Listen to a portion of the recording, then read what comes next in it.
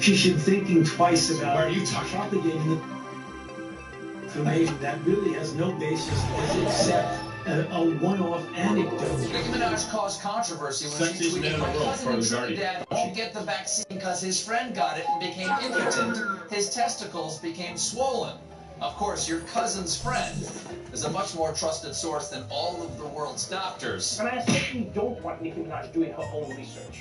Because I will wait 10 years for her next album while she finishes up medical school.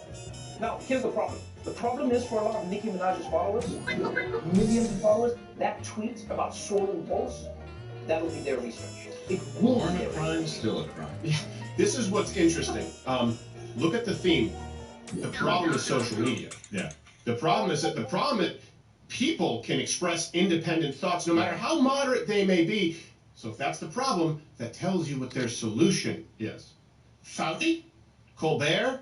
No, we're saying Joy Reid? I only got 2 million followers. Well, that's too many. What they want to do is make sure someone out there, big tech, are you listening? Are you listening? And by the way, in case you're wondering, YouTube right now, you watch this show, guess what? You're going to get a Seth Meyers clip auto-playing despite having never chosen one of his clips. No. Ever. Say it's not so. Ever. That's what's going to happen. They want to go, ooh, Nicki Minaj. Turn up the what?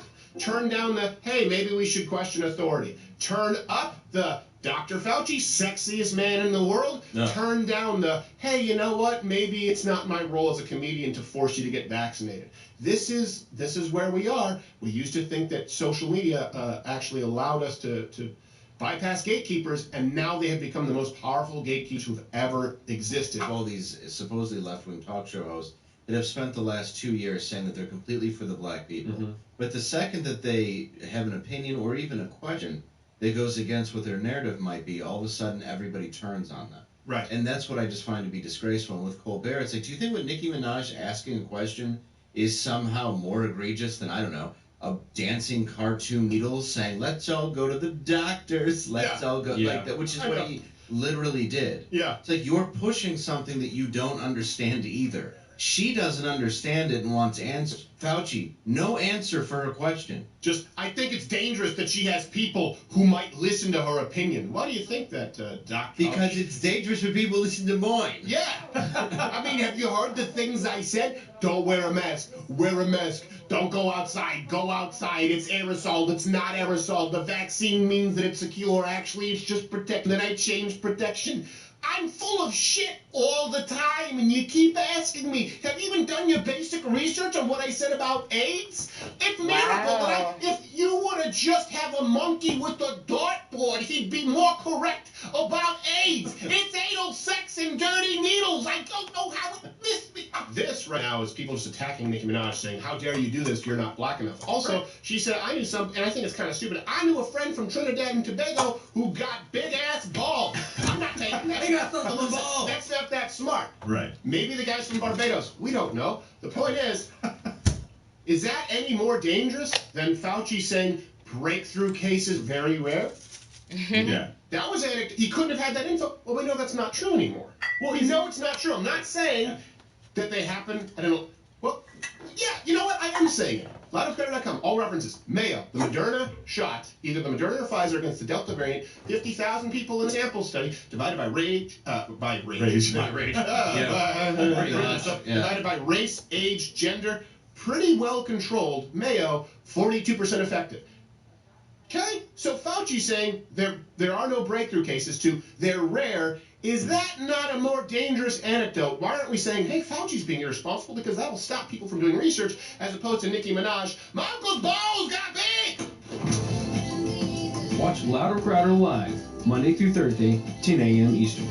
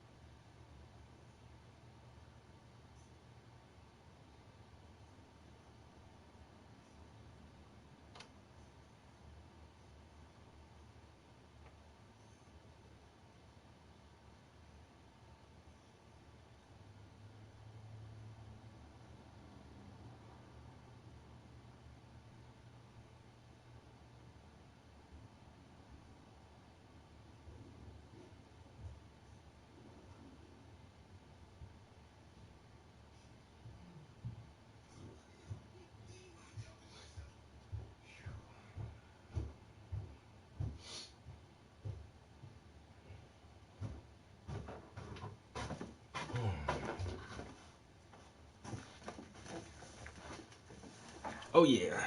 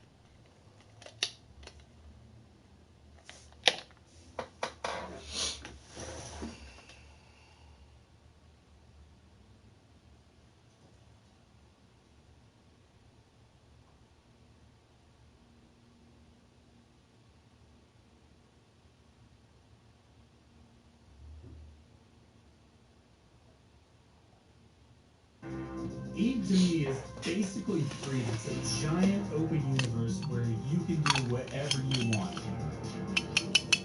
You can have really relaxed, slow-paced stuff where you can take it easy. Or you could be on the edge of your seat, shaking, making split-second decisions. This is Eve. You know, it's a crazy universe where anything can happen, and however you want to do it, go for it. I would describe myself as a kind of a freedom fighter. My very first character was a Minotaur character because they just seemed like the coolest, you know, most brutal people, and I was like, I want to be that guy. I started out doing the missions in HiSec, and I want to be on the side of the people who are fighting against the oppression, against the bad guys, and once I learned that you can basically help them and fight the other factions, that's all I wanted to do.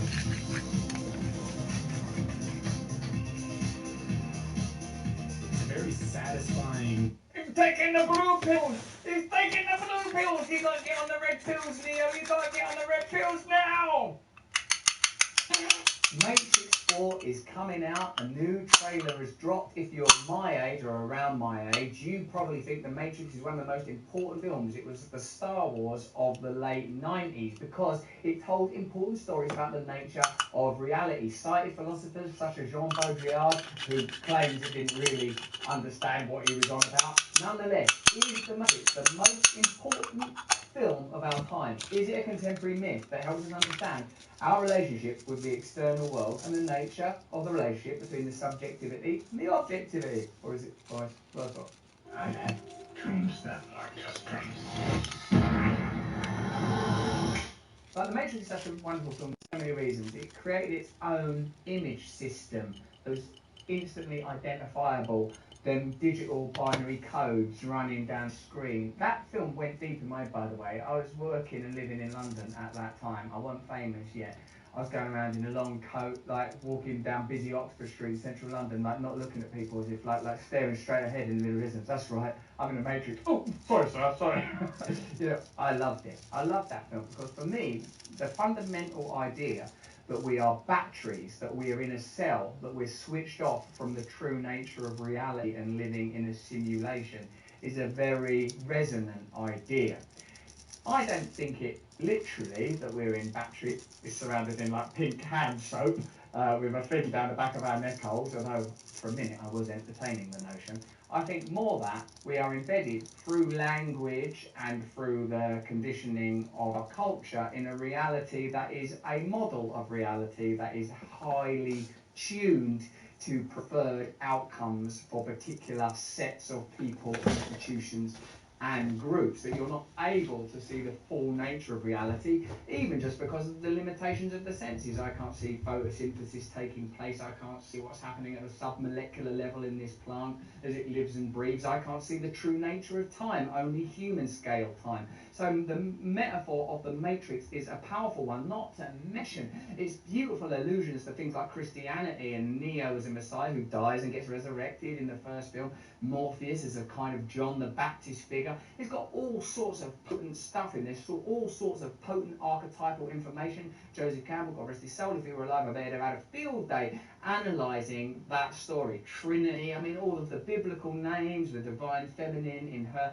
I adore it. And this trailer and this film, Matrix 4, looks like it's a return, the first one. Some people really like the second and third one. It wasn't my cup of tea, them two films, the second and third one, because what I fundamentally liked was the idea that when you're in reality, that is the secondary world. The true reality is within you. Because I suppose I look at these things intuitively from a spiritual perspective rather than a philosophical perspective, even though Baudrillard, who Lana Wachowski cites, along with her sister, as the sort of a primary influence on the thing, sort of said they didn't really get what he meant. To tell you the score, as I understand it, on Baudrillard, he wrote some important essays around the time of the Gulf War, saying these wars have become sort of constructions, distractions. It's not like they're really happening. They're primarily entertainment rather than an old school conflict. It's not like the First World War. Papayas and bananas and some always suffering, of course, associated. Bananas and Jack Daniels. Bananas and papaya. The reality has become My bad, so we say the type I'm like, we say. I just went like this, I'm like, you know what I did? I smelled the cups, and they both smelled the same. I was like, where the fuck is that drink? I just set that shit right there. Yeah, that's my fiction imitated back and forth, probably you don't know what's real. Even something like the return of Cristiano Ronaldo to Manchester United could be regarded But at least I brought the liquor up here for the real-time myth that engages so many subconscious emotions that the actuality of the transfer is difficult to identify and understand. The Matrix is a film, a mainstream film, that's helping you to analyse reality from quite an esoteric perspective. And that's why I love the first Matrix movie. It was so revolutionary. And then I gotta think again. So, and of course, the first Matrix came out in 2000 or 99. I was young as fuck. You know what? I was so young when I saw the Matrix the first time. I was still in fucking middle school. And in middle school, I think I was in 8th grade. And I was taking computer science. And I don't know, like that same week I seen the Matrix, or because I was just talking about it, and I'm asking everybody in school, like, yo, y'all seen the Matrix? Y'all seen the Matrix? And it seemed like nobody would give a fuck about that movie. And then I was in computer science class, and I started talking about the Matrix to the teacher. And she was like, oh, I've never seen it. I'm like, yo, it's all about computers and the future of technology. I was like, we should definitely watch that here in class. And she was like, I don't know, I'll look into it. And then the next week, she said, whatever guidelines our school had for any kind of movies like that, it can only contain, like, it had to have like a PG rating or something. Of course, you couldn't watch anything rated R or sexual, but even some PG-13 movies have curse words in it, hell, shit, or damn. In our school, it was some guideline where you can only have so many profane words in order to show it to the kids. And I think once they viewed The Matrix, it went over like one word where they said hell or shit too many times or something like that. And but the computer teacher still let us watch that shit in class. I'll never forget that. Like, she actually took my suggestion and showed that shit she watched it by herself at home, and then she came and showed it to the class. And our whole computer class got to watch the first Matrix because I suggested that shit. And now everybody loved that shit, yo. But it was like, how didn't y'all know about this before I said something? Like, that movie was fucking ridiculous. And so, yeah, 8th grade, I was 14? You know about that? 13, 14? No, I stayed back a year. I was always a year older than everybody else in the class. I stayed back in 2nd grade. Well, actually, I left Philadelphia in 2nd grade and moved to South Carolina and was supposed to go to 3rd grade, but for whatever reason, my Philadelphia transcript said that, oh, well, if you only took these classes, then you're not ready for our 3rd grade here in the South. I don't. So you like, have to do 2nd grade over again because you're coming from a different state. I don't like when they hold kids back. Like if they're like 4th, 5th, 6th grade, but like 3rd grade and under, don't hold them back. Unless they're like they just literally can't read. Yeah, exactly. And I was good on my curriculum for a 2nd grade or 3rd grade. I don't feel like I don't know. I don't know how smart I was, honestly, but I don't think I was doing so bad at that age that I needed to stay behind again and repeat 2nd grade. This is really good. It's like a heavy wine. Tastes like liqueur. But just that apple is like so warm. Like I get that wintry part. And this is not something I would drink like every time or every day, but just to have something to switch it up. Yeah. I might have to watch The Matrix tonight. Well, actually, I need to finish watching Ghost in the Shell. I bought Ghost in the Shell. I still might buy it again. You bought it and let it watch you? Yeah, but I'm going to buy a hard copy and just get the DVD and keep it in my collection just to have it because it's one of my favorite movies and I've watched it like 100 times and still every time I watch it, it's like, it's so good. Like every time I watch that movie, it's like the first time I watched it.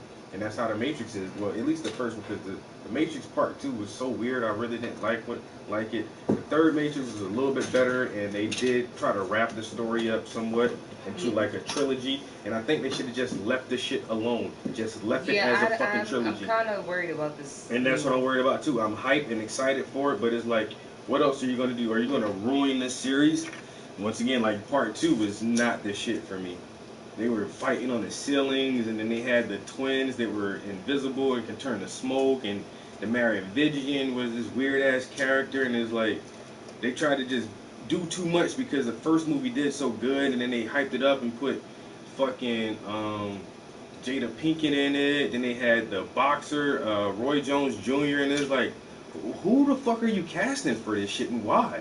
Like, why did you put Roy Jones Jr. in here? And Jada Pinkett, I get it because she actually auditioned for the role of Trinity for the first movie, and she didn't get the role. She would have did well though, because she, like, her and Will both do well with her height fucks her up and everything, yo. The reason she didn't get the part as Will Smith's girlfriend on The Fresh Prince because they said she was too short compared to Will Smith, so they gave it to the dark-skinned chick. Wasn't he dated Tyra Banks briefly on there, and then he dated Nia Long? Nia Long character. That's who Jada Pinkett was supposed to be, Nia Long's character. But she said, in comparison, on screen, you're just too short compared to the main character. And they said that's what kept her. Yeah, because Jada's shorter than I am. She's short as fuck, yo. And that's what kept her from being Trinity. In the first Matrix, they said, like, you're a good actor, but we need a certain look. And I'm surprised they didn't try to cast Halle, even though the chick that they used for Trinity was a damn good actress. She was good as fuck to that shit, yo. And I'm not even going to play like, oh, it was a race card or nothing. Because if they were going to choose Jada, she was just short. That was just a good choice. Like, her and Uma are some really good actors. Uma Thurman is a really good actor. She really is. I could have almost seen like Thandie Newton in that role as well. Yeah, I could, but she's not, like, she plays a strong role. But not as strong as that, though. Like, yeah, because Trinity is a fucking headbanger, bitch, and that shit. And even the chick that they chose for Trinity, I think she still was stronger than what Jada would have been, only because she seemed more, like, just serious and, like, not robotic, but you know what I mean? Yeah. Like, yeah, like cold. That bitch was cold in that shit. Cold-blooded. She had a little sweet spot, but that was it. But yeah, so this weekend I'm gonna watch Ghost in the Shell, the original animated movie, watch that all the way through, and I might see if I can watch a copy of the first Matrix again. That movie was like defining for me.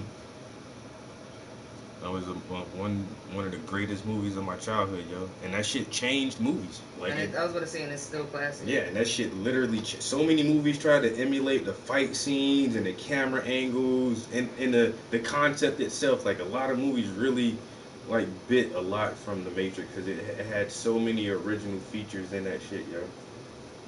Like that bullet time shit, yo. The slow motion, like. In the subway fight scene with him and the fucking agent, and they're fighting in the air, and the camera's spinning. They're spinning, and then the camera's spinning around them, and then they fall on the ground, and both of them got the guns to their head, and you can see that both chambers are in. Like, that whole scene. Like, you ain't never seen like nothing like that. the And the cinematography. only thing like, that's been as good as that, and not as good, but just not equivalent, but just as good. Tenet, on that scene where they were like everything was going back, and they're like that fighting scene. They're yo, fighting, that shit was they're fighting crazy. forwards, but in reverse. It's like, what the How fuck? are y'all even? And then he's like calculating his moves, and you can see him thinking, and he's trying to do the right thing, and they're moving this way, and he's moving this way. Like, that shit's the only thing that I think is comparable to that scene of The Matrix. And it was just that scene of the movie. Yeah, Tenet, it was a kind of weird movie, but it did have a couple of good scenes in it. I enjoyed it. The highway chase scene where the car is going forward, the other car is going backwards, but it's like they're in the same space, but not in the same time, and it's like, what yeah, the I fuck, really yo? enjoyed Tenet. That and Greenland were probably my two for 2021. Yeah, Greenland was a good movie. I wouldn't mind watching that all the way through. I would definitely watch that again from beginning to Greenland, end. yeah. I would pay to watch it again. I love all fucking like end of the world's collapsing or tearing apart or comets or whatever. I love all that shit. And one of the weirdest movies that I'll never forget ever was that The Platform. It was like the levels, and it kept moving up and down. I don't think I watched that. We watched it together.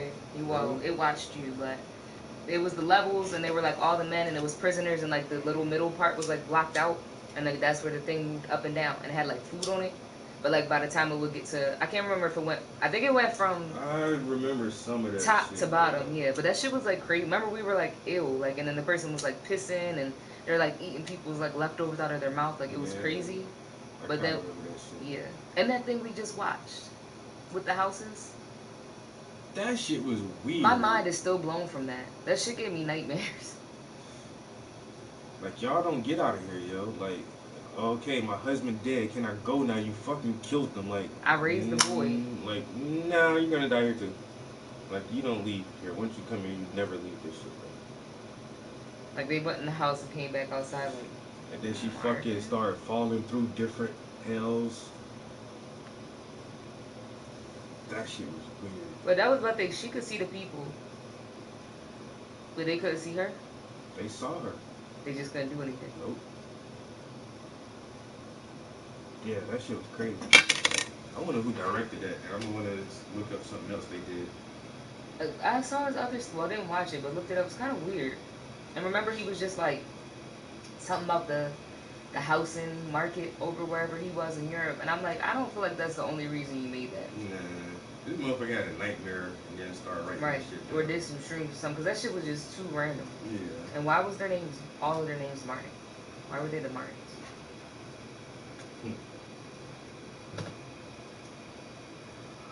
I would be that person, though, that just is like, you know what, this person's name is going to be Bernadette. Why? I don't know, it's the first name that came to mind. That's it. He's like, what am I going to call you? Martin. I wonder if that did have a significance though. Because writers, they be trying to put all kind of shit in there. Right. As a, you got it later. Like, I would do that as a tribute to somebody, but I don't know. Like, don't name the weird Martian person Marisa. I'm good.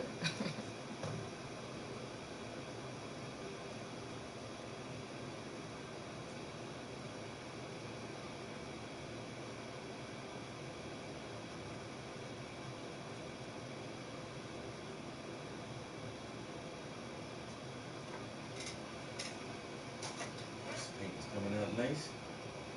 It all, red pill, blue pill. Do you want to be awakened to the deeper truth of reality, or do you want to go back to sleep? That is the fundamental metaphor, the potent image, what Lynch would call duck's eye of the situation. Bam! The crosshairs, you know? Like, do you want to deal with reality as it is? Recognise that you're being conditioned by the mainstream media, controlled by the government, dominated by the interests of powerful financial entities?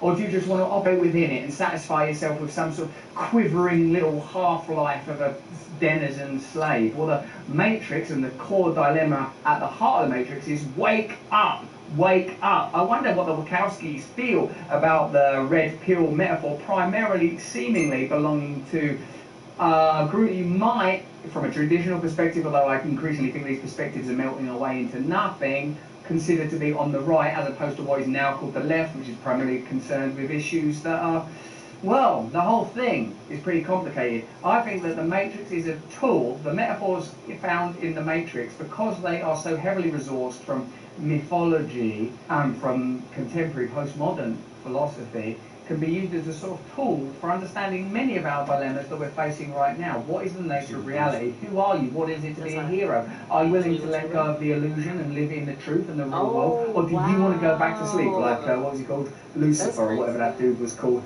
like, you know, and eat the steak, go back, even though it's an illusion, it's beautiful. I'm an addict, so I think that kind of thought all the time. I know it's not real, I don't want to look at pornography, it's pointless, but the feelings don't lie. It must be like just one list of names that keeps repeating over and over. The feeling is so powerful. You know, I think the Matrix is a call to awakening. I'll be really interested to see what this fourth installment mobilizes, emphasizes, amplifies. He's taking the blue pills! He's taking the blue pills! You gotta get on the red pills, Neo! You gotta get on the red pills now! I like that Keanu now looks sort of like knackered, doesn't he? Oh, he's still beautiful, of course, he'll always be beautiful. I was on the talk show with him once, and like, he was there to promote John Wick. And I heard some shit about him. John Wick! I heard he got a charge for his ex-wife, Katy Perry. Next time you see this plant in the backyard, don't cut it down. He changed. Yo, he'll tell you he was fucked up. Some people even compare it to morphine. That's what I thought. Now, if you take a loop for stem and squeeze drugs, you'll see I was talking about how much I liked him the other day, and somebody was like, he's a piece of shit. And I'm like, he was like pouring around, like, yo, he was fucking, and then he lost the girl of his dreams and got his shit back. And that, yo, this motherfucker grind them up in a blender. He lost that Katie. He didn't get Katie back. Katie got a big by Orlando Bloom now. Artifacts, the philosophy of Baudrillard, the writing of Lewis Carroll, and their own mythology. I thought he was. He is an actor. You think he's a fraud? No.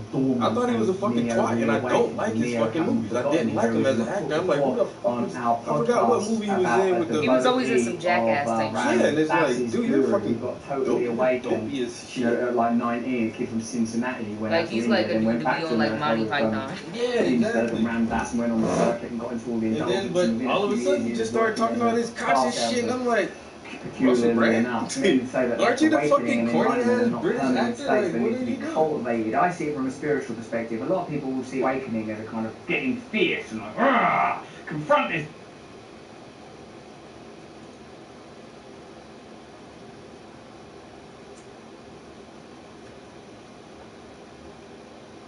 Yeah, and if he's had a silver spoon his whole life, he probably had to get that shit knocked from him real quick. No, he didn't. That motherfucker, he ain't had money. He ain't came up with money. He got lucky.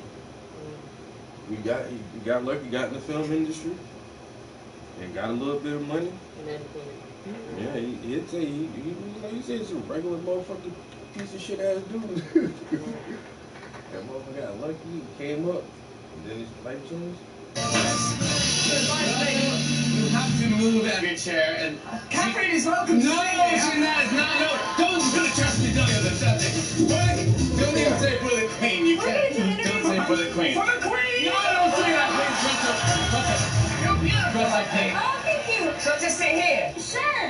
I'll just sit here. Russell, look away. With my sexual charisma. All right, there you go. Catherine, please sit here. Oh my gosh, this is all too much for just the first 30 seconds. Wow. Jenny Truth to the room that you're going to be in the next Pirates of the Caribbean movie.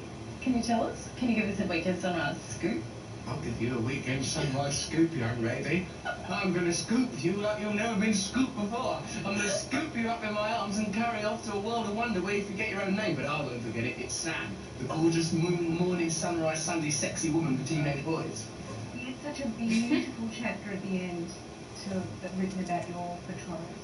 And it was honestly, you brought a tear to my eye because beneath the, you know... If I cannot summon moisture in you, I'm not doing my job properly. If I can't summon moisture in you... That's a lie. You've ran anything you can't finish, Russell.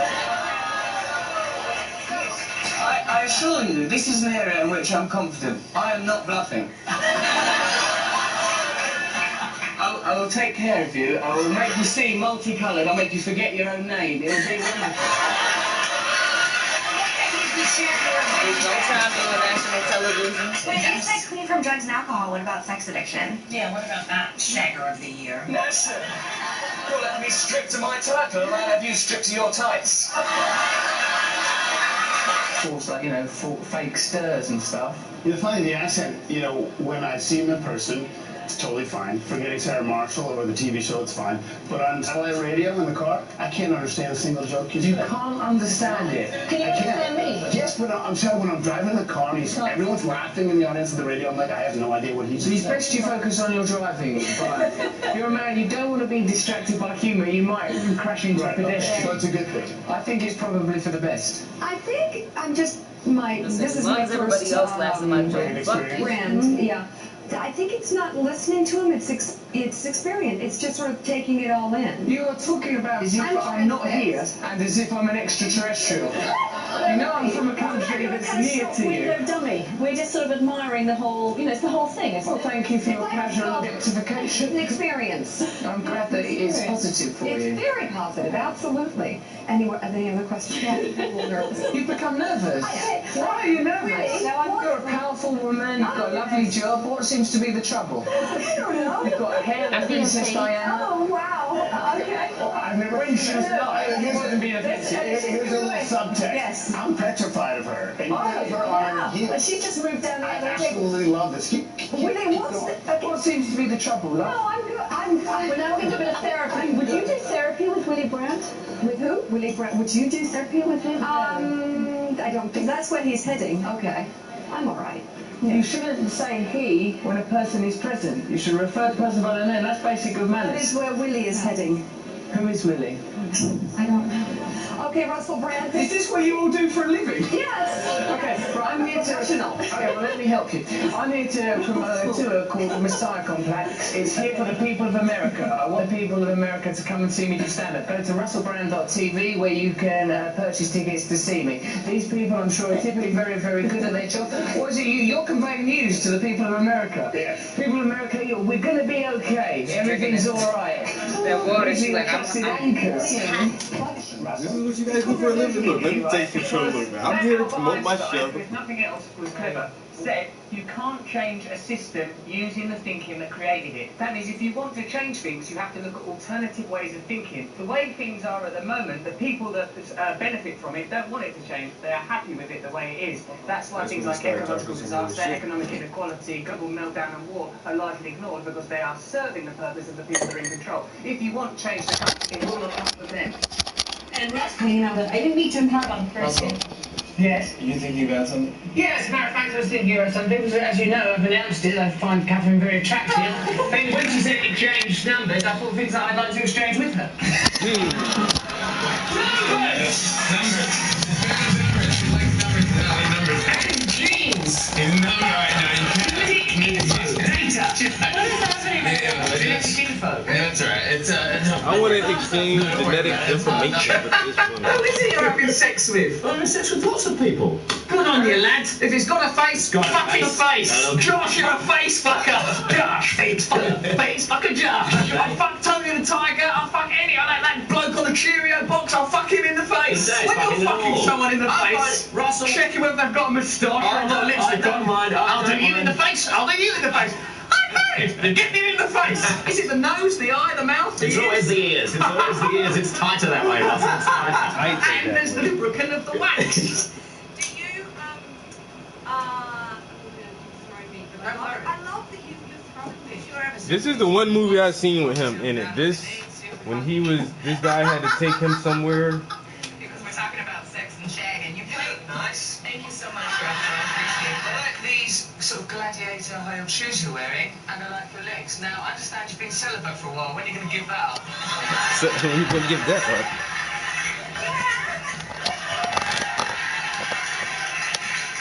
Because underneath the long dress, it's like, there's like the raddest, like, G-string. Raddest G-strings? The garters and the fishnets. So what's going on under here now? I've got some, you want to know. You want to know. Nothing absolutely filthy. Oh my God. She wasn't even wearing underwear yesterday. Jesus, what's I didn't pack any. I'm quite a big fan, and here is a letter that I want to give to you. Ah, give it to Connor.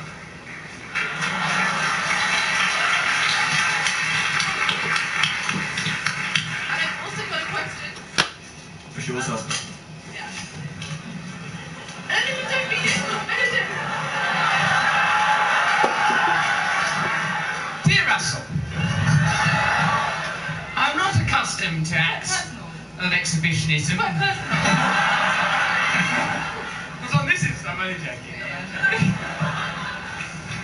Put some shoes on your nut. You say we need to choose our idols, or our idols will be chosen for us? Oh, yeah, that's a good slogan, wasn't it? Like, you know, like, the stuff, like, if we end up worshipping things inadvertently and accidentally, end up caring too much about, you know, iPod, iPad, I want, and forgetting what's really important. Me. You know, you said that you knew you were going to be famous, right? That's what I read in the book, that you knew you were going to be famous, but you were afraid that it was going to have a traumatic effect. Is that, am I misquoting? What I think it was, is I was an only child, I was an insecure little fella, and I thought that if I did become famous, there was no way that I was going to feel any sense of connection or happiness. I was a nervous little lad. I'm very grateful that I did become famous, because otherwise I don't think I'd have ever had the confidence to talk to anyone, let alone someone with dimples like those, for God's sake. She seems quite keen, I think, about it. You've got all dressed up, you've got me worked up, now come on. You know, okay,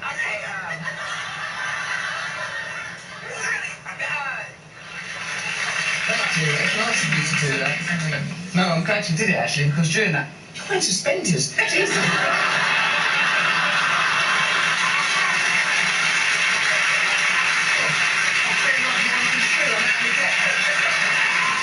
Yes, I have been in other films, but it doesn't seem so important now that I know Lorraine Kelly's a slut.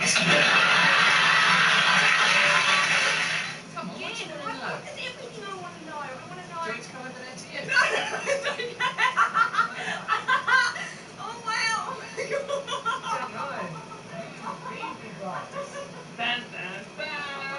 Come on. Oh, wow. Okay. Everything's okay. You're a bit lovely. I know, because you're like handsome and you're very good looking. You're engaged. I'm aware of that. And she's a beautiful. She's lovely, isn't she? Gorgeous. Isn't it right now? I'm allowed to send people Can I put my hands there? Yeah, that's allowed as well. Come in here. There. It's all okay. It's all alright. I'm just releasing the spores. There you go. Beefy Box is pregnant now. Oh, wow.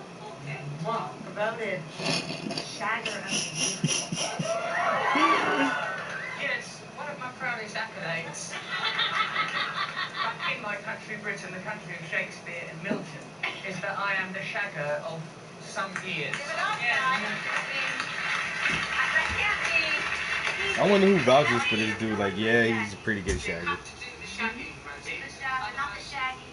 I don't know. I mean, I think as long as you're involved in the shag. I mean, to be honest, the adjudication process is quite loose. No one was looking. It's a lesser warm, what it's called. What?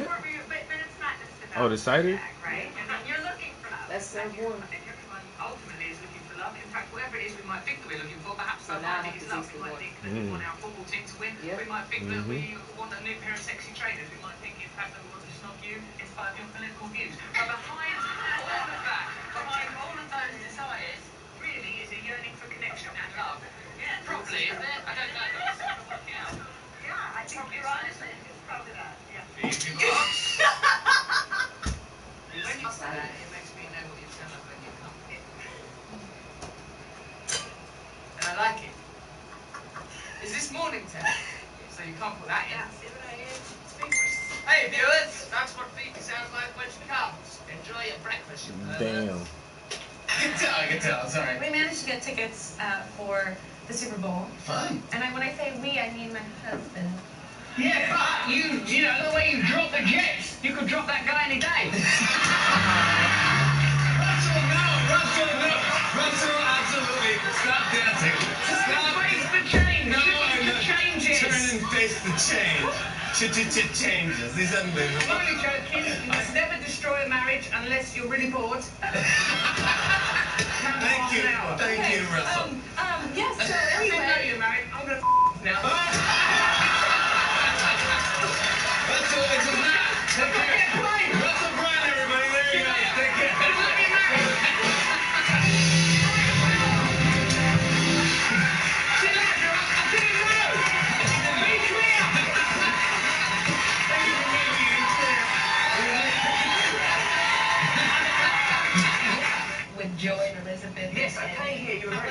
have to contribute and do a scene for that movie. Well, it was very, very enjoyable. You're an incredibly professional group of women, and I feel a combination of relaxed and aroused in your company.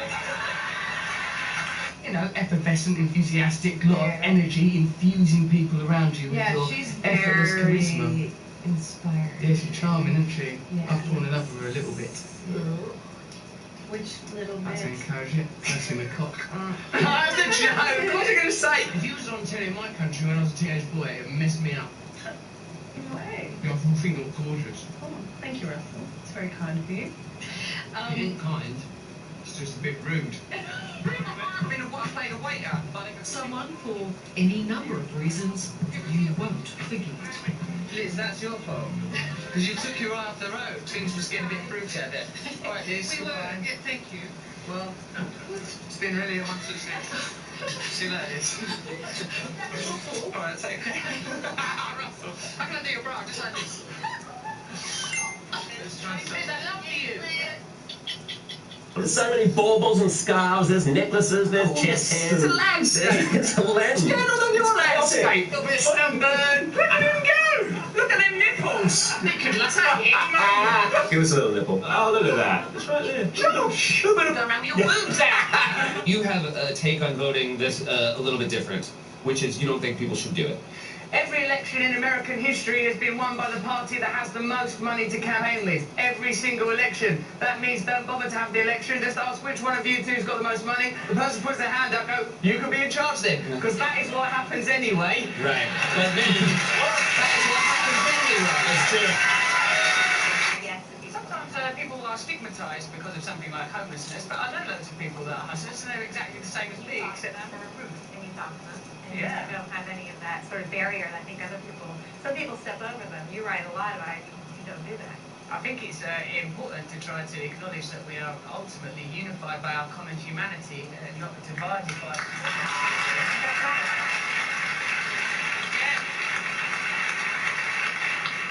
Although it doesn't always work out well. I once gave a homeless man a phone and said stay in touch with me and report back to me, so I remain grateful for having a home and everything, and he sent me a photograph of his genitals.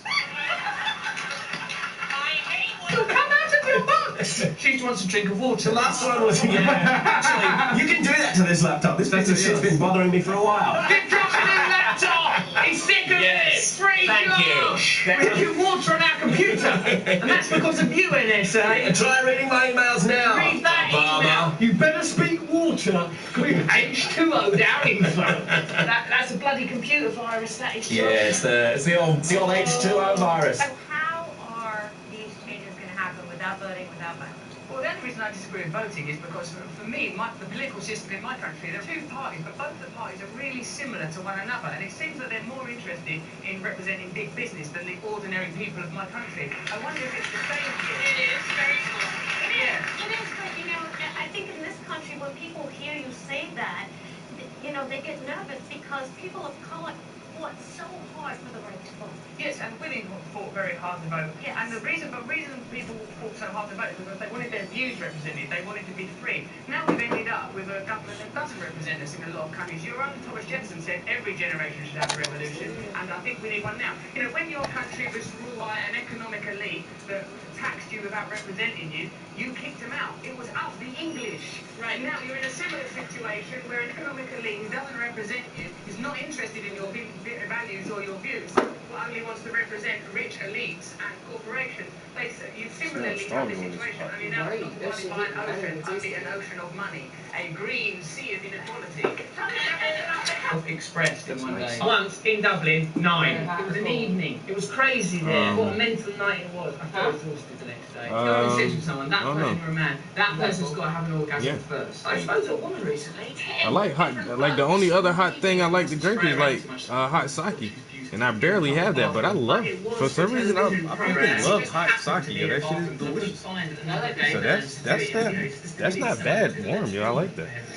Russell and I are going to go backstage and we're going to lactate each other. You're watching our person. married! What? I saw you press an interview. I know you got a little cross. Yeah, I can. I don't think you got touched at all. Brilliant. And it's at 11 million views. 11 million views his interview with Paxson over in I thought you got a little cross and testy when pressed think you have an opportunity to get specific. I think you have an opportunity to ask people to do something, and you haven't gotten specific. I have actually. That's what I read the whole book. I read the whole thing. Yes, yes, it is. Organise your own workplaces. Organise the places where you live. If you're unhappy with the amount of money you're paying for your rent or your mortgage, ask other people if they feel similar to you. Organise. You won't be represented. Well, unless a party emerges that says, hello, we're here for ordinary American people. We're not going to get money from lobbyists in Washington. We're not going to represent big corporations, pharmauticals, Monsanto. We're interested in representing you, ordinary people. If a party like that comes into being, by God, most of them. But there is not a party like that in America. There's not a party like that in the United Kingdom. And the reason is because we live under tyranny. Well, no, there was a party. There was a party. It was Ralph Nader. Ralph Nader in our country did represent those values. And what happened was is that the people didn't come out to support him. And a lot of times here in America, we vote against our own self-interest. Why do we do that? It's almost like the media feeds us narratives where we oppress immigrants, people that are vulnerable, people with disability, people that are different colours from the majority of the population. These people are constantly blamed for social problems. I'm a recovering drug addict. We are constantly criminalised and persecuted and imprisoned. And in a way, it's like... Yeah, motherfucker did all that shit. And you say, like, you're a recovering druggie, nigga. I'd have been to jail, all that shit. A better society. Look at the people that have got all of the money. That's where the problem is. That's why I really fucks with him now, like, cause you came like a long ass way, like, what the fuck? Like so you started doing this conscious shit. I couldn't believe like Russell Brand talking like that, nigga. You just always wanted to kiss on bitches and fucking talk about fucking in your dick all the time. I'll fuck anything. I'll fuck the pumpkin. I'll fuck the Tony the Tiger and fuck him in his face. It's like now Russell though he don't talk like that at all. Like, what happened, bro? Motherfucker must took some psilocybin or. Well, his career was on the line, baby. And that's something too. Like once you get into Hollywood, that shit. Some people wake up real quick. Like, oh, I don't. This shit is fucked up, yo. And they'll tell that shit. Dave Chappelle, another good one. Like. He probably got in there and really saw some shit that was like... Rise. You don't really know what's going on because everybody knows you the newbie not to tell you anything. And then you start to see some shit a year later. See that shit. So before we move on talking about the FBI and Nicki Minaj, this is a... talking all that real shit because you've seen it. I've done seen this shit firsthand how these motherfuckers do. I seen the tweet from Nicki Minaj and I wish people would honestly leave her alone. Like, but that's the thing too, like how much of an impact she can have just because she's going against... Crowder talked about this shit. And she legit said, like, I'm probably gonna get vaccinated. Because I have to make money. Like, I have to travel. I have to make money. But right now, I'm a mom. And somebody that I know got that shit. And now he can't get a rep. And, like, and so now everybody's talking about her over this shit. Yeah, and they took, like, one little snippet of what she said. You know what I mean? Like I said, once Michael Knowles started talking about that shit, I'm like, holy fuck, yo. Yeah, and she was like, look, do what you want to do. Do what's good for you. She was like, I'm not against the vaccine. She was like, I'm just saying, I know somebody who got it. And that shit fucked them up a little bit, yo. Bronx, you are not first today, homie. Jay Boozy just beat you. Just barely. What up, guys? And Jay Boozy said, yo, what's good? And Bronx said, first. Trying to get some of these details in on this letter. This is the boring, tedious part. But it gotta be done. And sorry, Bronx. We know you started typing it first. Jay Boozy just hit. He just hit. Yeah, he entered that shit quicker than you did. You still first. It's okay. You know what? This R isn't as round right here. Actually, this is a little more straight. Guess what I ate today? What's that? Jalapenos. Look at that. Delicious. Yeah, not my cup of tea, but it wasn't bad, big one.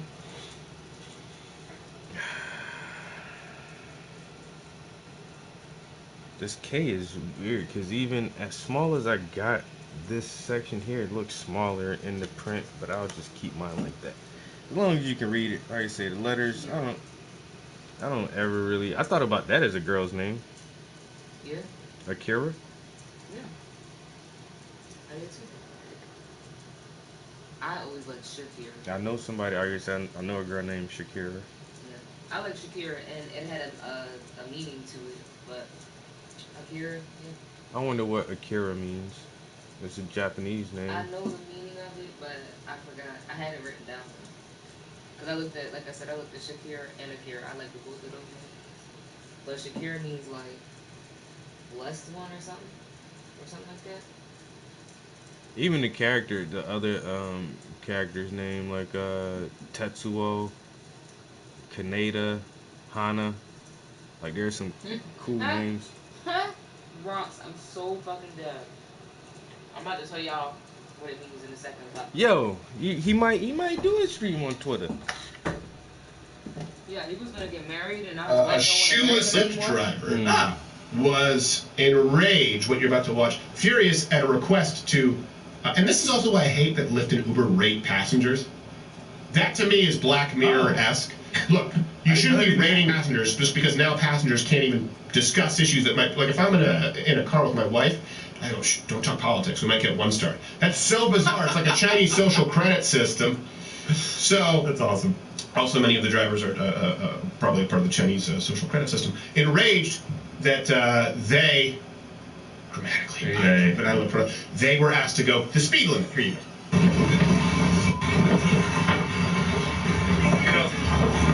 I was trying to ask him to go to speed limit as long as.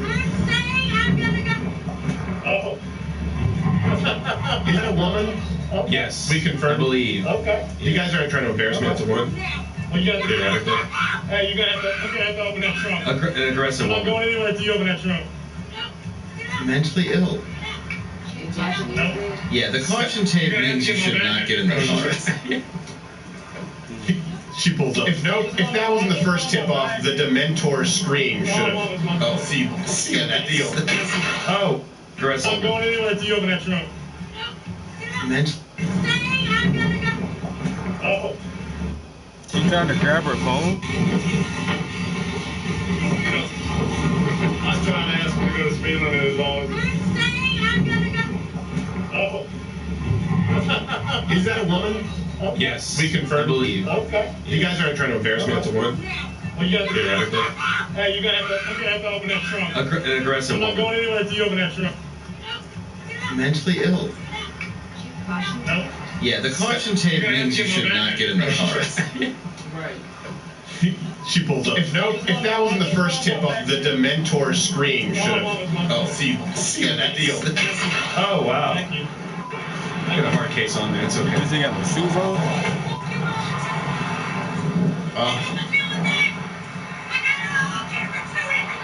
Me too. Okay, all right. Hold on a second. Okay, your parents' divorce was your fault. And then she speeds off. Oh yeah, I hope my dad just had a talk with her like, we need to remember to separate it. And just so you know, this is all you. It's all you and your Christopher Titus haircut and your banshee screaming. That's why we don't have sex anymore. That's why she's been so close to my touch so long. I will never see you again. I will never forgive you for our divorce. Just so you know, I'm going to front load this for you. Your therapist is going to say, it's not your fault. Hey, look at me. It's not your fault. Watch Louder with Crowder live. Oh my God. Monday through Thursday. Oh my God.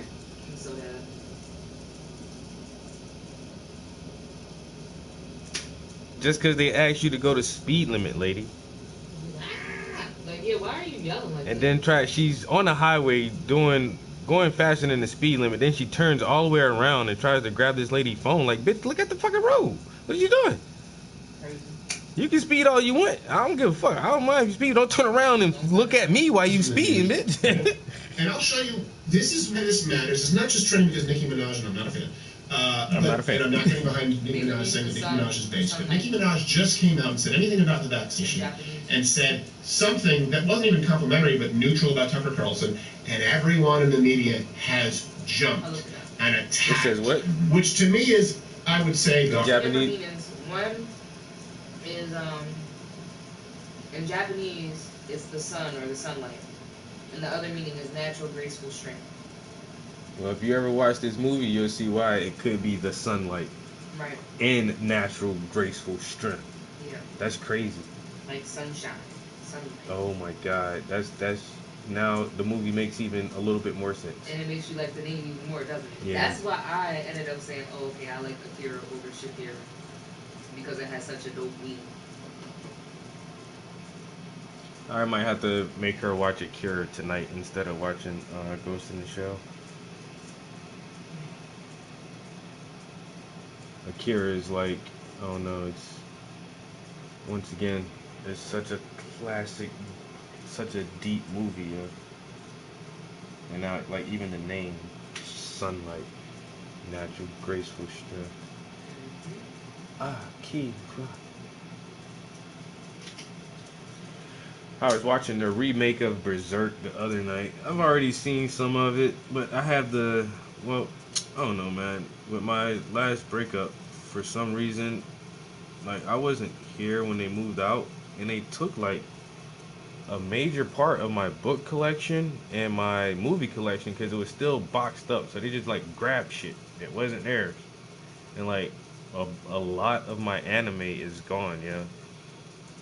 But Or maybe your ex just like anime was like, mine. I'm taking this shit too, nigga. Yep. Oh, you like this? Oh, it's mine. But yeah, I lost a lot of my good fucking anime movies, yo. Alright, that looks straight enough. Like I said, it ain't gotta be straight. Shit just gotta look straight. And then, what else was I gonna do to that? What really stands out to me, I mean, besides it being blue, is just at the bottom of both tapes. Like that little like green matrixy golden looking thing, and then that, both of them, yeah. Yeah, when I was painting the green, I'm like, the same thing, I'm like, damn, that's kind of the same shit in there. Yeah, that shit is so dope. And it's like blue and blue, and then green and green. That shit just lined up perfectly.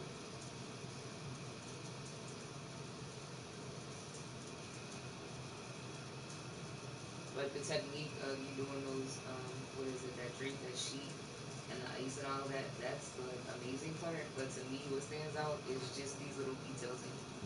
Mm-hmm.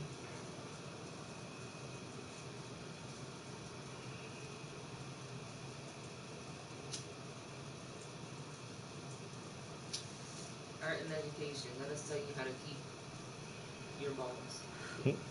Yo, like anime fans are gonna love this fucking shit when I post it, yo. Oh yeah. And any woman named Akira. Because I don't normally do shit like this either, like put like anime shit in my art, but anybody who loves tequila, like it's gonna be a lot of people who love this. Mm-hmm. Even if you don't know what the fuck it is, now you just got something to go watch. Like, oh, what is that? If he painted it, it must be worth watching.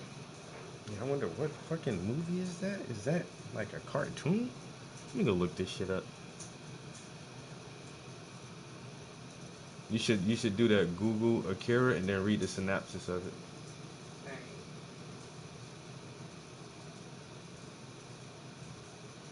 In a futuristic world, Tokyo, 20-something. Experiments are done on young children.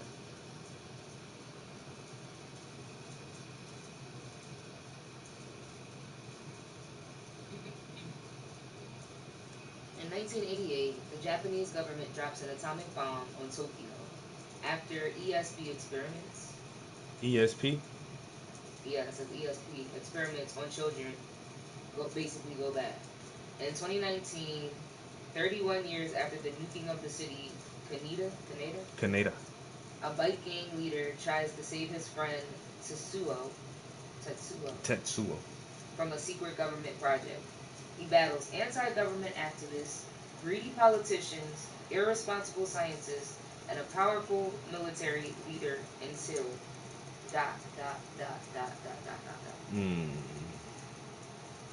And then people also search for Steam Boy, Conquest of the Planet of the Apes. Steam Boy was good. Nausicaa of the Valley. That was good. Ooh, that was so good. Castle in the Sky. That was good. And Ghost in the Shell. Ghost in the Shell, yo. I had Steam Boy, and I had Nausicaa. Like I say, my collection, I had more anime movies in my collection than live action movies, yo. So it says the budget was $700 million. For Akira? Yeah. And when you see it, you'll see why. And then it says 5.5 million. Is that what it translates to? How does that work? Or is this what they made? They spent 700 million and only made 5.5 Oh, million. and I can't believe that. This movie is probably made well over that since it. Well, that's what I'm saying. It says budget is 7 million, but also this is okay. This is not a dollar sign, so I guess they're saying yen or something. Yeah, whatever. This is yen. which is 5.5 million American dollars. Yeah. I just didn't realize it was that much of a difference. Yeah, because it's no computer graphics in this movie. Every single scene is fucking hand drawn, and it's so much animation. It's so in depth. The lighting, the character movement, like you see why they had such a big budget. The animator, there's probably fucking 150 animators working on this goddamn movie, yo. And it was made when? In the 80s? 86. Yeah. July 16th, 86. Yeah, I was fucking 5 years old when this movie came out. Now, And then Ghost in the Shell came out in 95. in 90, yeah. But that's the thing, yo, like Neo-noir, cyberpunk thriller. It was made in the 80s, but it was based in what, 2019 is when they said the movie was set? Yeah, 2019. And, let's see. Ghost in the Shell, March 29th of 96 was the release date, but it was made in 95 by Mamoru Oshii. Music by Kenji Kawai. And the budget was $10 million, and it made $2.3 million in box office. Which movie was that? Ghost in the Shell. I still think Ghost in the Shell is probably like one of the most underrated series. Oh, when The Matrix comes up.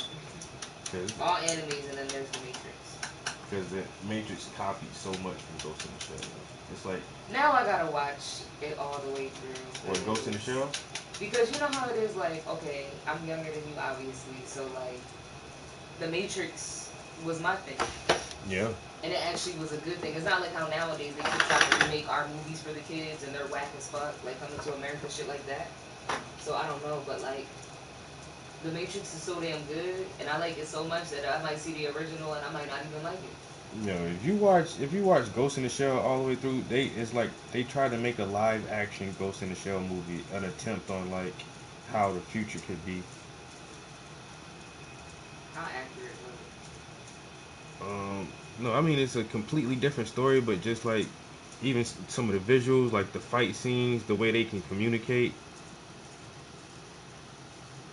And the idea of like fucking the different kind of robots they had in there. Like robots. A dystopian version of Tokyo in the year 2019. It has a 90% rating on Rotten Tomatoes. Not even just an anime. It's one of the best movies, period. Just like it's a good movie. And then that's probably why it has such a... But like, it did way better other places in America. Like it only made less than $1 million in America. It's too deep for Americans, yo. Yeah, it made a little less than $500,000 in America. So it got its money in Japan and probably other places. The main thing I like about it is they never tried to make a live action movie out of it, and I hope they don't ever do it, because they did Ghost in the Shell that way, and the shit was a fucking flop, and the movie was dumb as shit, because you can't, like, it's a different culture, and it's hard to translate, like, an original Japanese concepts and ideas and direction and style of movie, and then to make that Americanized. And they took a Japanese animated film and then try to make a live action American film out of it, and it don't translate well. That shit did not work. Right. Even with big name actors, and it was like, what the fuck is this shit? They fucked up with Dragon Ball Z. They took a well-known Japanese long iconic series and then tried to make a live action movie for Americans out of a Japanese car, and it was like, what the fuck is this?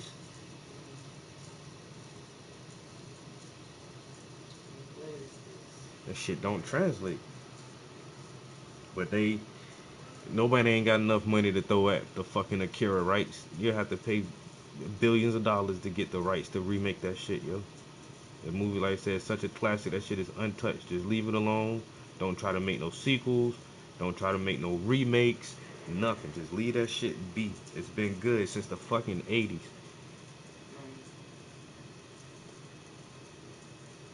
And the best thing they did to it was give it an English dub over. That's good enough for me. Translate that shit so I don't have to read subtitles, and that's it. Don't do nothing else to it. Really expected. And what's so funny is that the left goes, oh, conservatives don't like, oh, wait, is that Megan Thee Stallion? Wow. Yeah, it's She's like 400 pounds. Right. That's Lizzie. Wasn't she the one talking about making sure, like, you know, to have something on your fingers after, like, when a guy... Oh, no, that's Cardi B. Sorry. What a stupid world. I know. Anyway. But the point is, they will take health advice from someone who's overweight, say big and beautiful, hey, you can't judge them. However, if someone says, oh, I don't know about the long-term effects of the vaccine, that all of a sudden discredits them. And all people who say we shouldn't have disclosure laws for HIV, for AIDS in California, that's the actual law. You can bang a stranger and not let them know that you have AIDS. It's actually criminal for them to ask you. But you can be 400 pounds, you can have a BMI, a blood type pudding, and I realize that I'm mixing up analogies here with BMI, blood type, but understand blood type is on the brain because of the Rona that I'm going through or not going through. It's not rare.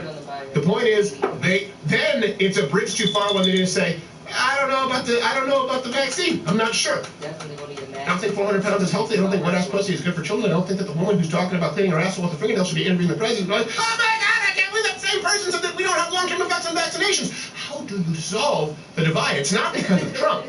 It really isn't. And I don't care. I'm glad there's a line in the sand.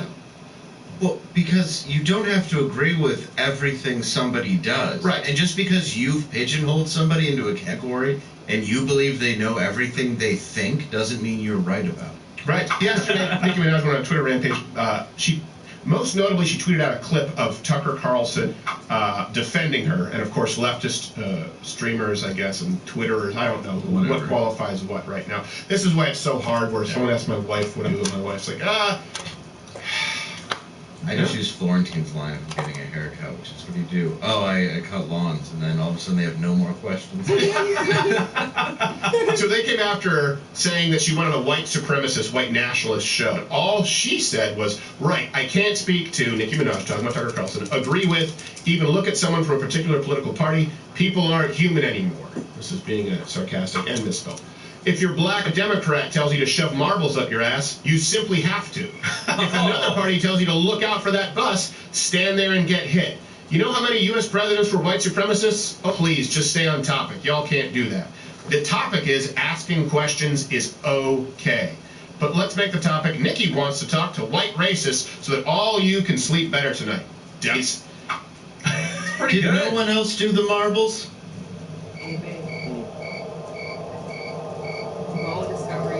This is where you see this is not just trending on Twitter. The media and everyone, including late night, and guess where they found it? In Africa. And guess where they found it? South in Africa. In Morocco. In Morocco, yeah. Mm-hmm. They were manufacturing what? Clothes. They found it in a cave in Morocco, dating back 120,000 years. Now, of course, they lie about years all the time, but it says it's easy to take clothing and their origins for granted, as putting on an outfit at the start of the day is such an ingrained part of what it's meant to be a human being in the modern world. Someone who doesn't take this for granted is anthropologist Emily Hallett from the Max Planck Institute for Science of Human History in Germany, blah, blah, blah. And she went to Morocco, of course. They found a number of bone fragments at the Contrabandiers Cave, an important archaeological site on the Atlantic coast. Okay, so it's on the Atlantic coast of Morocco. And it says of the roughly 12,000 bone fragments found on the site, they identified more than 60 animal bones that have been shaped by humans for use as tools. Patterns of cut marks on the bones match with tools found at other archaeological sites that have been used to process leather. Organic materials such as leather and fur are extremely unlikely to preserve in deposits that are this old. So as archaeologists, we are left with this piece of evidence that includes tools and the bones from animals that preserve skin marks. So basically they're putting this together and saying like, oh, they were using this to make leather and using this to make fur. Even though it's not totally conclusive. Yeah, but 1 + 1 = 2. Shit. That's what I'm saying. These bone tools could have been used to prepare leather for purposes other than clothing, such as storage devices. Still, clothing such as fur and leather would have been particularly advantageous to humans during this period. As early humans expanded out of Africa, they would have been faced with new environments and perhaps climatically extreme habitats. Clothing and other tools would have likely aided in the dispersion of humans into new environments around the globe. For fur, humans at the Contrabandier's cave were skinning carnivores. In this cave, there are 3 species of carnivores with skinning marks on their bones: a fox, a golden jackal, and a wildcat. You motherfuckers been big game hunters. That's what I'm saying. And then it says the cut marks on the carnivore bones are restricted to areas where incisions are made for fur removal, and there are no cut marks on the areas of the skeleton associated with meat removal. While for leather, several species of bovid were found at the site. Bovine? Huh? Bovine? No. What? Like COVID, but with the B. Bovid? It's either bovid or bovid. Yeah, I've never heard of it. Yeah, B-O-V-I-D. What the fuck that shit is? Yeah, I'm assuming it's pronounced bovid. It spelled like COVID. Yeah. It's a bunch of stuff I never heard of. Hartebeest, aurochs, and gazelle bones were found in high abundance in the cave, and these animals were also consumed by humans because there are cut marks associated with meat removal on their bones. They are likely part of a larger order tradition.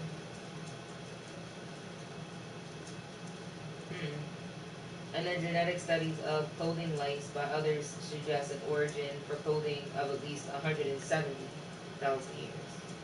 That's what I say, man. We've been doing this shit for a long time, yo. Motherfuckers been here forever. That's how you know civilization and reset. And you know it started in Africa.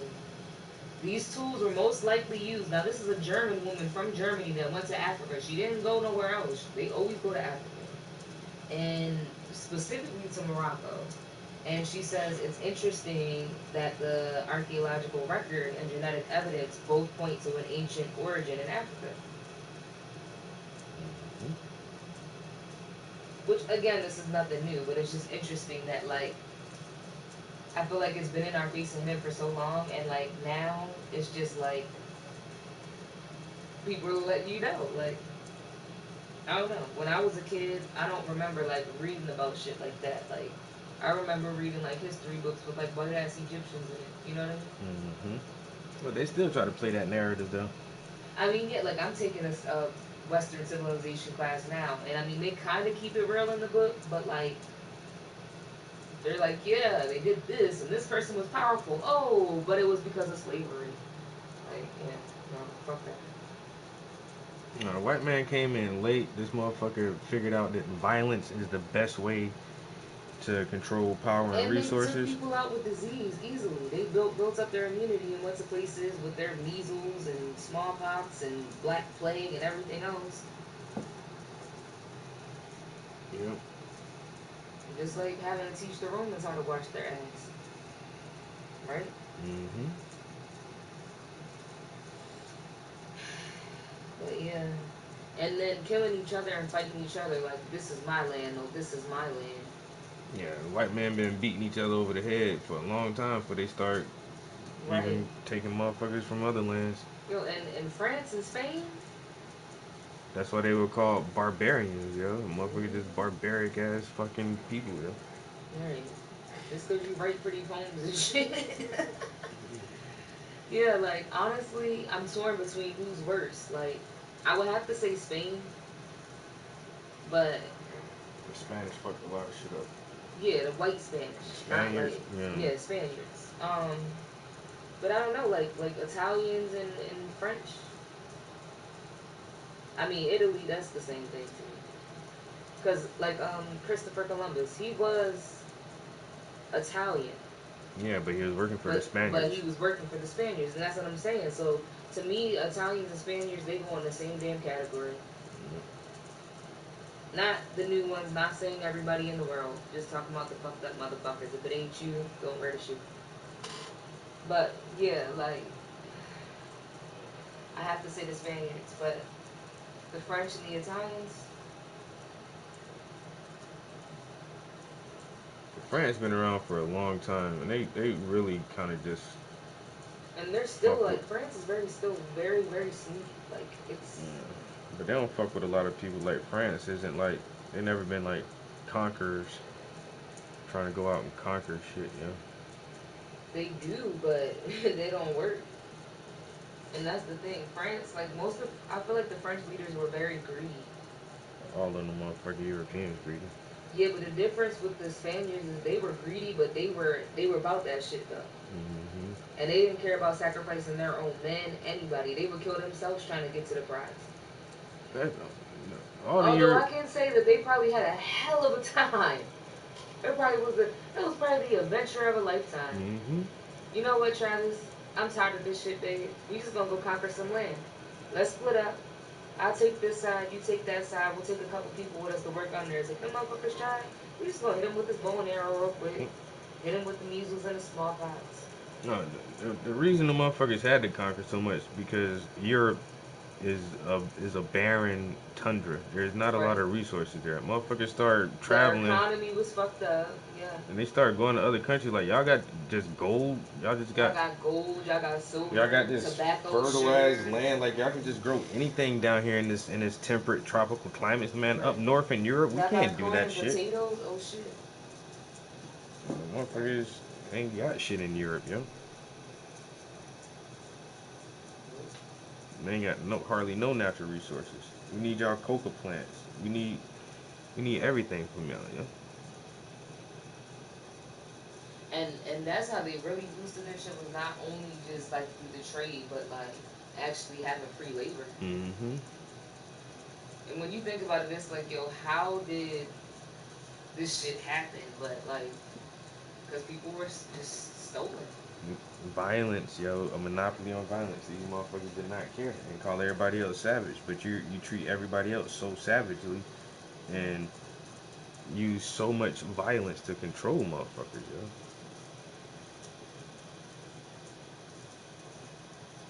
Yeah, that shit is sick. Nothing is sick. And then they had a big great migration too. Where people were trying to go to places where stuff did grow a little bit, like Italy. Mm-hmm.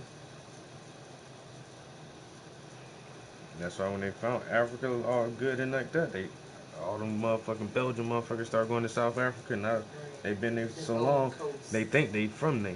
Y'all not from here. Yeah, I was about to say all the white people in Africa. Like, I'm not saying that they can't be there because I'm sure there's some really cool white Africans. Like that chick and the guy, I like their music. But at the same time, like, remember when we seen that thing and the little black kids were all at the back on their own table and they're like, oh, it's because of last names? Mm-hmm. Yeah, no.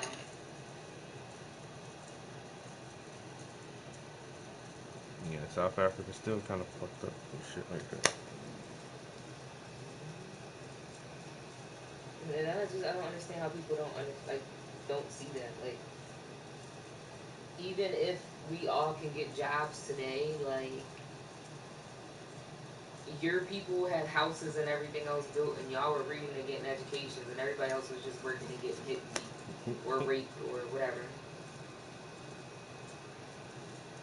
If you light enough, you might get to read this Bible. Like, that shit is crazy.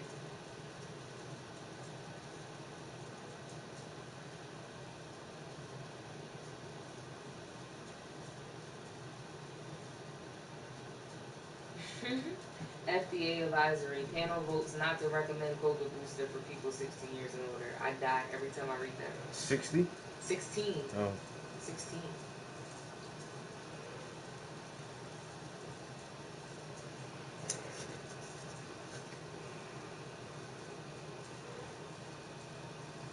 Well, speaking of gold, trove of gold artifact found from pre-Viking era unearthed by amateur treasure hunter. Where? Iceland somewhere, Greenland. Call it beginner's luck, but old Ginnerup Shits is gonna have a hard time topping his first ever metal detector find. His name is it Ginnerup? Ginnerup Shits is his name. Well, within a few hours of trying out his brand new metal detector, the Denmark-based amateur treasure hunter stumbled upon a trove of Iron Age jewelry. The discovery, which dates back to the 6th century, offers a glimpse into the life before the Viking era. During the 6th century, Denmark was in the Germanic Iron Age, a period of transition that lasted from the end of the Roman Empire to the start of the Viking Age. Around that time, a rich Nordic art of animal styles developed, explained the National Museum of Denmark. At the same time, we also see the first images of the Nordic gods, which in many ways mirror known Roman gods they added. Now experts are saying that the artifacts discovered in December near the town of Jelling are some of the most significant ever found in the nation's history. This is the biggest find that has come in 40 years since I've been at the museum, said archaeologist Peter Van Peterson. It says, he noticed it after the detector sounded the alarm. Yeah, because that was a big-ass hump. He began to dig and soon found a piece of metal. It was scratched and covered in mud. I had no idea, so all I could think was that it looked like the lid of a can of herring. Okay. A can of herring? Yeah. I didn't know you in Denmark. Y'all eat canned herring Canned like herring, right. Like, ooh. Remember on Blacklist, and they asked him what he wanted for his final meal, and he said herring? Oh, yeah. And they were like, that's what you want? Of course that's what you want. Yes, my mother used to make it. She was a terrible cook, but my mother used to make it.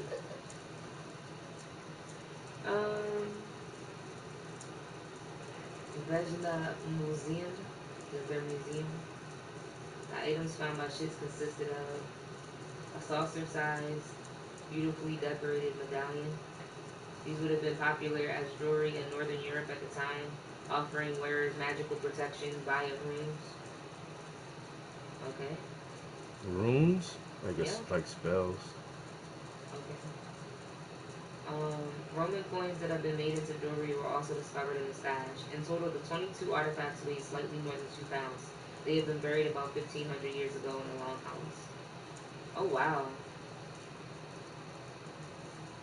This is some pretty dope-looking gold, though. I wouldn't He turn that found shit all over. that shit in one I bet day? you he kept some of it. You should have kept some. You had to. Man, And I'm not giving keeping it at my house. Man, I'm giving one piece to the museum And just you so I better- can get famous. Yeah, you about to buy it. How much y'all got? No, because it's national. My grandma gave it to me, bitch. They call it a national artifact, and you can't have it. And then you can't have. I know. I hate that they do Yeah, that. Like, even if it's on your own property, like, so what, nigga? That shit been here for thousands of years, way before you got this land. Now, give it up. It's a national treasure. Yeah, if I ever find some shit, y'all kiss my ass. I'm selling that shit to the black market. You better find it. It's out there. It's out there some way. I got 21 pieces. The amount of wealth signified by the large quantity of gold suggests that the area was a center of power at the time. It says, Vela Museum's research director, Mads Ronk, explained, only one member of society's absolute top would have been able to collect a treasure like the one found here. They suspect there was a climate crisis caused by a volcanic eruption in 536 AD that might have prompted the item's burial. The volcano released a cloud of ash, resulting in famine, and people were likely to have used the gold jewelry as offerings to the gods. And now it's getting its own exhibit next year. Just everything today. Ancient camel sculptures are older than the pyramids and Stonehenge. If you think so. The eroded camel reliefs in Saudi Arabia date back to the Neolithic period.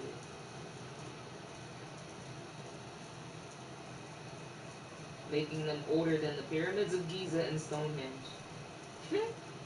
Arabs been riding camels forever. I'm so dead. Experts believe the camel carvings were roughly 2,000 years old. However, the researchers explained in a study published in the Journal of Archaeological Science on Wednesday, the team used erosion patterns and tool marks on the sculptures to date them back to the prehistoric era, 5200 to 5600 BCE. That predates both the pyramids at Giza and the domestication of camels. And the scientists came together from Europe and the Middle East. to study the formations.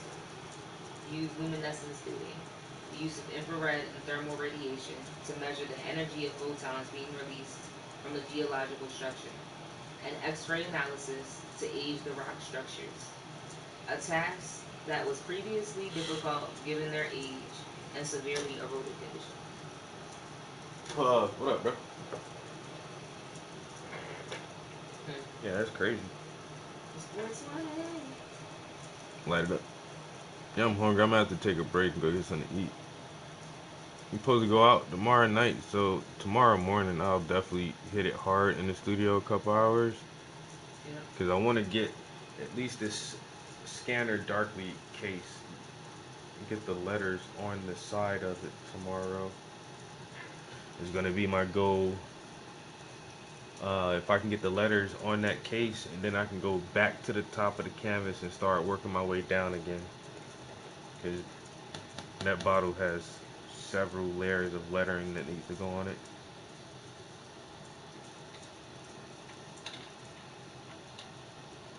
And I think I may take a staycation since I have a show coming up in November. I might just take a week off of work and just paint every day. And get like 5 or 6 hours of painting in a day, so I can try to finish this painting and the other still life that I was working on, and maybe even the one with the colorful background. Because that's a portrait. There's not a lot of straight lines or lettering on that, so I can probably run through that and then start this next painting. You know what? I may put my abstract shit on this display just to be like, haha, bitch, you ain't know I do that shit.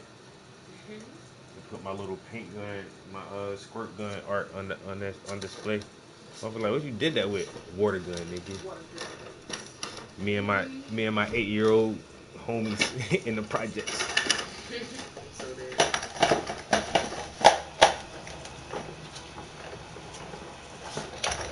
Dave Chappelle's opening a comedy club. He better. It's a comedy club and restaurant, and you know where he's opening it at. DC? No. Where? Take the next guess.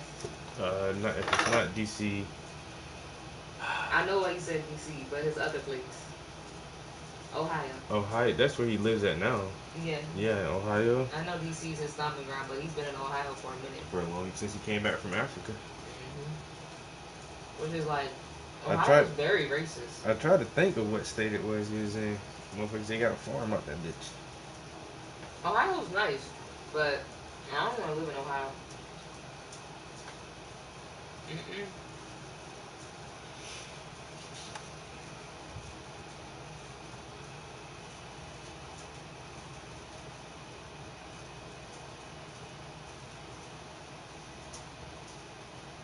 Cleveland is the city where we come from, so run. The best visuals from SpaceX historic all-civilian mission to space. Oh, I seen somebody post that link on Facebook. I just never clicked on it. One of the guys I interviewed for the TV show, he posted that shit.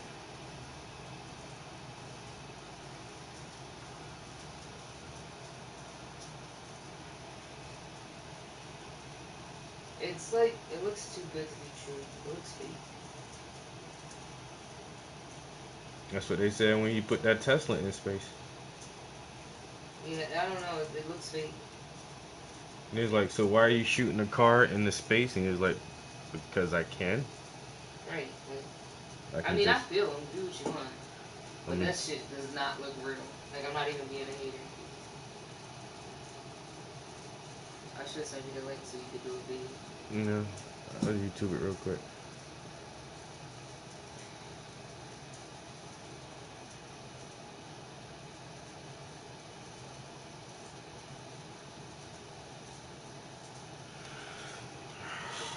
Ooh, that cure is starting to look right. I'll send it to you. Send a link to your Gmail. So you can just get it straight from the computer.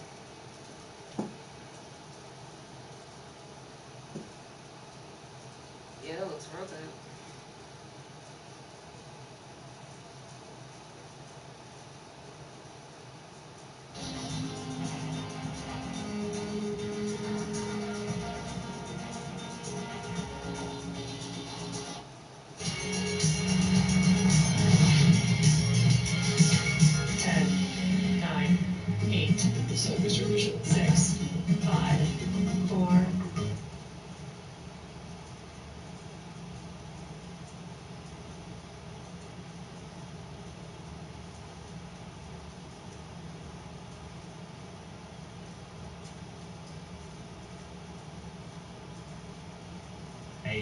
younger self, you can aim high, you can dream big, and even things that people would say is next to impossible, you can accomplish it.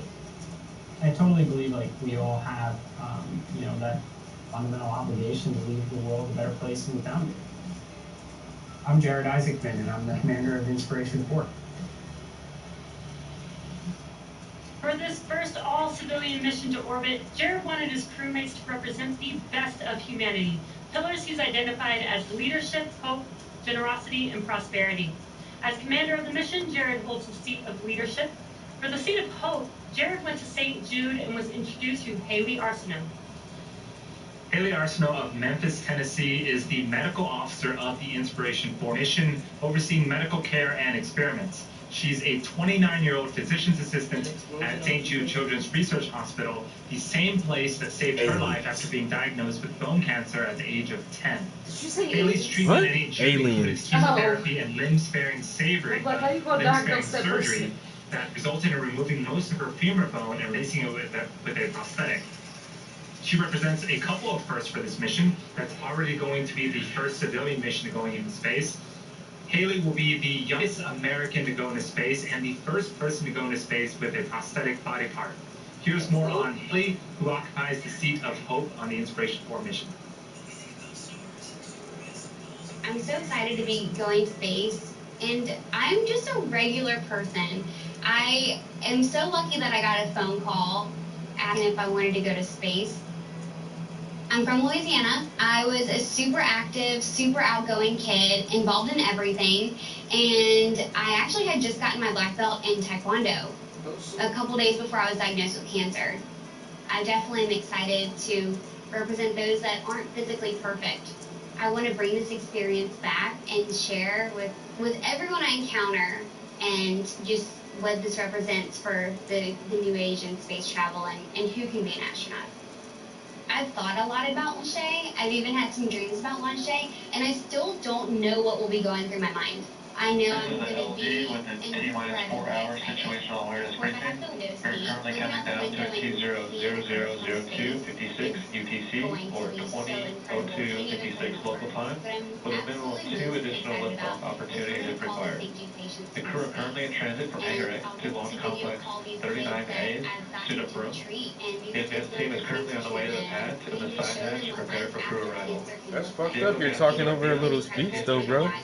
How much this mission has already touched the kids at St. Jude and how much hope it's given them. I love this one little girl I talked to recently. She said, I can't wait to be an astronaut. Like, there was no if in there. She just couldn't wait for it to happen. I think that's what hope is. I am Haley Arsenault, Medical Officer of Inspiration 4. As part of the effort to raise money for St. Jude, Jared decided to give away one seat to a person at random who donated to the St. Jude cause. That seat, the seat of generosity, went to Christopher Sombrosky. Christopher Sombrosky of Seattle, Washington, is the mission specialist of today's flight, helping to manage payload, science experiments, and communications to mission control. He is a 42-year-old mechanical and diagnostics lead at Lockheed Martin and a United States Air Force veteran. How did you get lucky enough to pick an Air Force Lockheed Martin vet just by randomly selecting somebody who donated to St. Jude's? He was awarded the seat of generosity after contributing to a special grazing campaign for St. Jude Children's Research Hospital. Let's meet Chris, the Inspiration 4 mission specialist. When I found out I was going to space, I was dumbfounded. I think I was just struck dumb for days. The seed was planted for me to fall in love with space when I was little and started launching little rockets in my front yard with my dad, the first of which is still probably stuck in a Florida pine tree somewhere. But when I first saw a space shuttle nice backstory, bro. From the causeway, 6 to 8 miles away, you could still feel that rumble pounding through your chest.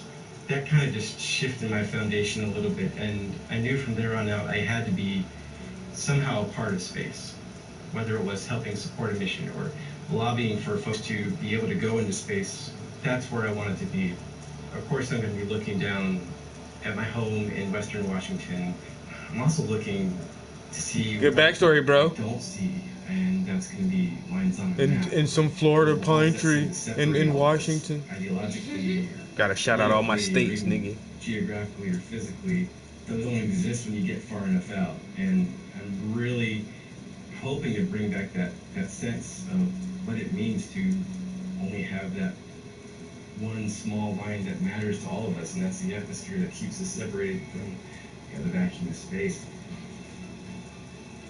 As we get to launch day, I am gonna have the biggest smile going ear to ear. You're slapping people with time gonna be, for the PPP. yeah, I'm gonna be shaking with excitement, no fears or jitters about Atlanta what's going to happen, but man, that's gonna be a heck of a show. 17.5 years in federal prison.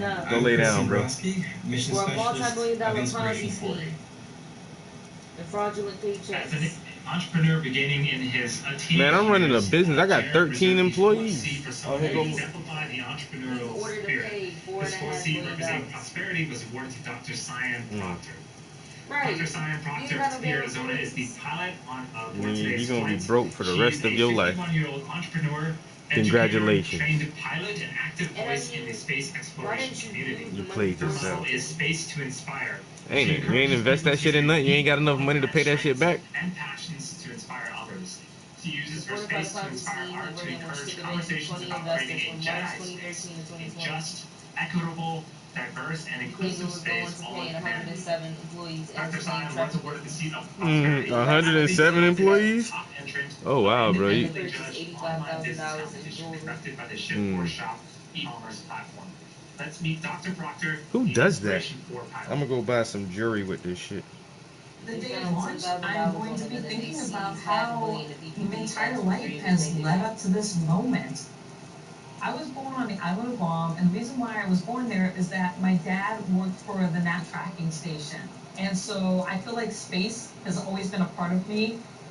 When I got that call, that Zoom, and Jared was on there, and he said that, you know, they picked me for the prosperity seat, that I was going to go to space with him and be part of the Inspiration 4. It really was like getting the golden ticket for Willy Wonka. Everything in my life finally came into focus, and I realized that it was all about this moment in time.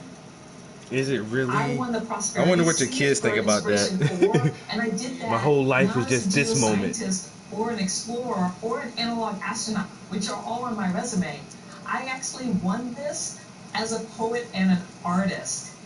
We are striving for that Star Trek generation, that idea of a just, equitable, diverse, and inclusive space, or a Jedi space. I'm going to be the first black female pilot of a spacecraft ever. And to me, that just blows me away. And I want to encourage the next generation. Bitch, this a Tesla on steroids. It drive itself. Calm down. And a Jedi space, that's what that's about.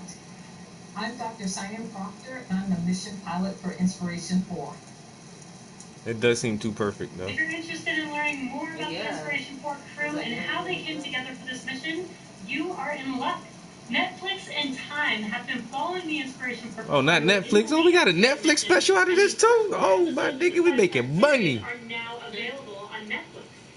The 5th and final episode will be available not too long after Splashdown and will include an insider look at their time on orbit. Yes, that's the docuseries is really well done. I think it's super cool that just a few days after this mission completes, we'll have the 5th and final episode. So it's almost like we get to experience what they experienced real life. Yeah, I love that part of the docu-series. It's like you get to see them before, we're going to see launch today, and then we'll get a little bit of a recap afterwards. And it looks like on your screen, those Teslas are pulling up to the Falcon Support Building. This is the building that has our new SpaceX suit-up room, who, once they park here, will get out shortly. Yeah, if you've been following along on previous missions, specifically with NASA astronauts, these look a little bit different today. Typically, we suit up in the astronauts suit up in the Neil Armstrong Operations and Checkout Facility, also known as the LC facility.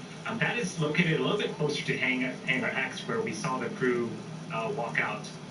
For today's mission, the crew will be suiting up in the Falcon Support Building, which is actually located fairly close to the Launch Pad 39A. I don't really do Halloween, but I've There's always the wanted to be this crew person just one time. Just making their way inside the Falcon Support Building. And again, just as Andy mentioned, today is not a NASA mission. This is a mission for Inspiration 4 with SpaceX. We got about 10 more minutes left in me, guys. I'm getting hungry. I'm about to see if I can wrap this thing up real quick. Today, which they are currently entering Get to this right good now. stopping point right here with this purple. I'm gonna try to fade the side of this scanner darkly case a little bit. They'll also get tablets, which has all the information and procedures they'll need and their schedule throughout the mission. And then they'll also don their spacesuits, super cool, sleek-looking spacesuits. That don't actually not really going in The process is space. similar to NASA. We just have different facilities that we're utilizing, some minor things that are a little bit different. But every step of the process. Yeah, NASA like, y'all sending civilians up? Yo, don't use our fucking hangar, bro. Use that shit down the street, man. Getting out of the Teslas into the Falcon Support Building. So every step of this is written out, and they're following it just as procedure. Yes. Later on in the webcast, we're going to talk a little bit more about what the astronauts have been doing. As Jesse mentioned, not just today, but So this is weird. So the moon, the Apollo astronauts trained for how many years to go into space? doing a lot of cool things. And did how many intensive mock situations in giant pools to simulate weightlessness, or whether it's in fucking planes that nosedive real quick to simulate free weightlessness? Like, what the fuck did these people do to prepare for this shit? And then, if anyone like this can go into space, what is the rigorous training scenario for astronauts now? It's like, oh, well, you guys don't need that much training. The first stage down below, this is going to be third time.